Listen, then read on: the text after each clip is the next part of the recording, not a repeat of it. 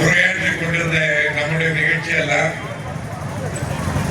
வாங்கு சத்தம் கேட்டவுடனே நம்முடைய நிகழ்ச்சிகளெல்லாம் விரிந்து கொண்டு அவருடைய வழிபாட்டுக்கான அறைகூவலை நாம் அலட்சியப்படுத்தாமல் இங்கே மௌனம் காத்தோம்.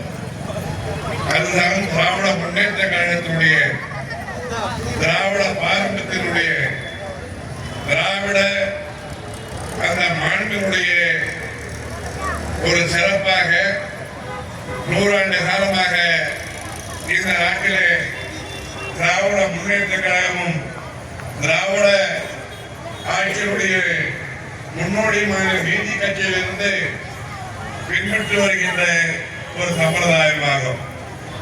ஆகவே இந்த நாடு என்பது நான் முதலிலே